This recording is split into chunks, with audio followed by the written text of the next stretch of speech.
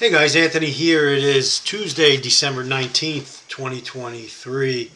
Um, Today's video, I want to talk about a few things that I've looked at on my social media, particularly Instagram. And I jotted some notes down this morning in my journal that I would like to ask the government and whoever else is working on this process of bringing in military-age men from around the world, from many different countries. So I took down some notes that have been on my mind, and I try to jot things down. That way, I can go back and take a look at them. And even years ago, if I go back to journals, I could look at some of my journals and go back and see what was going on at that particular time, what I was studying, what was going on in my life, the family, the economy. So it kind of like gives me a good overview on what has been taking place over the years. So journaling is, I think, super important. Not only just biblical journaling, but everyday things or important milestones. Like today, I'm going to Charlotte later this afternoon with my one grandson, Liam, who just turned 11 months old. And I don't know if you guys have been following, but he has no hearing in his left ear. That was confirmed about a month ago when he had his MRI, and he had to go under anesthesia, have an MRI and a CT scan, and they determined that there's no nerve there in his left ear, so he's not a candidate for certain procedures like a cochlear implant. So today we're going for consultation to Charlotte Eye, Ear, Nose, and Throat, which is in Charlotte. It's actually in the South Park area, nice area, right by the South Park Mall. And there's another piece of device called a Bahia, I think it's called. And so we're going to go talk to the doctors about that. It's some type of vibration device that he would wear, like via a headband. And he has perfect hearing in his right ear, but he has no hearing in his left ear. So that's going to be permanent. And he's been getting, sign language classes for several months now. They come twice a month, I believe. And so he's learning different things, and he seems to hear okay.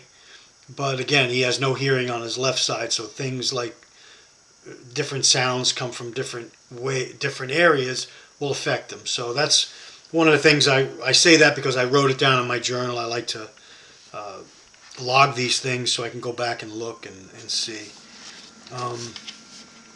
But yeah, so today I was looking at a news clip video on, if you have Instagram, I think he has a YouTube channel as well, Anthony Aguero. He's like an independent reporter for, he does a lot of work on the border, and along with some other ones. There's some other good channels as well that I follow that are filming and talking to people coming across and trying to get the real story out there rather than the propaganda that you hear in our news media, or you don't hear at all because they don't even want you to know about it. They want you to think that everything's just going great.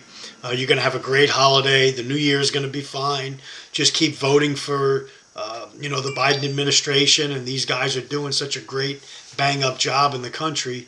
We're all going to live in peace and harmony, and there's plenty of jobs, and inflation's under control, and life's never been greater. And, all the propaganda that we hear over and over again, and that many people believe because they're under a delusion that I talk about in 2 Thessalonians chapter 9, or chapter 2, verse 9 through 12. Just read that, and you'll see where most people are in the world.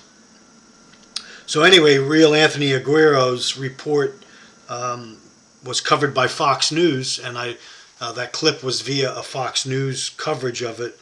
And he said this, and this I'm quoting from what I wrote down from the video. Many of the men that are coming in are from 56 Muslim countries. Organization of Islamic Cooperation, he called it. They're trying to radically change America, and the men coming over are predominantly Muslim. As of late, I don't know if it's always been that way, but as of late, he's finding that many of these men are part of this Organization for Islamic Cooperation. And these men are wearing some type of insignia, he said, showing who their allegiance is to. Many times they're taking drugged kids across the border, I guess, to get faster service or whatever. And he knows this because they often encounter these people, try to check on the kids and shine a light in their eyes, and the kids are totally unconscious. So it's not like they're sleeping, and if they were just sleeping, the light would, you'd wake up and the light would be, you'd be squinting. And so these kids are out cold. So from this report, and coincidentally I had happened to jot it down, a bunch of notes right before I watched this, but this video was pretty eye-opening, and when I read you my notes and some of the questions I have, maybe we can go in the comments section. People could give their viewpoint on what they think their opinion is. So with that, my notes say this. So if you get a chance, watch the real Anthony Aguero. It's Aguero. You could find him, just do a search. I'll try to put a link in the YouTube video for this video so you could click on his site. In my study time this morning, I'm trying to figure out how our government will make use of the millions of illegal alien men, and I know there's others coming over as well. My concern is mostly the military-age men. That's what I'm concerned about or writing about. Okay? Illegal alien men that are being let in at the southern border. And I say being let in, they're not sneaking in. It's a process. They're coming over from other countries. They're going through, Panama or wherever. There's like way stations, if you will, or stopping points. And so this is a well-structured, and it's almost like a military operation, a humanitarian / military operation to bring these men into the United States. Okay? That's what I'm saying, and that's the reports and the videos that I've seen show that. So I don't think there's any hiding it or, saying anything to the contrary. It's very well organized. It's very well funded, and it's a well-oiled machine from what I see, because the results are millions crossing the border and coming into the interior of the United States of America. This to me is a military operation, I wrote. I have seen videos of some type of United Nations card-carrying people with these UN type cards saying that these men are soldiers. They are receiving, we know they're receiving money, they're receiving transportation, they're receiving medical care, training. I've seen videos on that. Communications, cell phones and devices like that. What is being instructed to them specifically, your guess is as good as mine, but my hunch is it's not good for this country, okay? And so then these men, once they're here, are processed or whatever else is done, and then bused or flown to different parts of the country. Particularly, I'll bring up here, New York City is one that you've seen a lot of coverage on, and I saw some coverage in Chicago where they've totally overrun the police station. I mean, they're sleeping in the lobby of the police station and in the front of the police station. And meanwhile, you got people trying to come in, talk to a desk sergeant, and there's, hundreds of people, illegal aliens, migrants on mats and beds and using the bathroom and eating and loitering and God knows doing what else in the police station. So It's just mind-boggling to how that's allowed to take place. Um, Hold on 1 minute. Let me silence this. And so I'll go down for my questions now.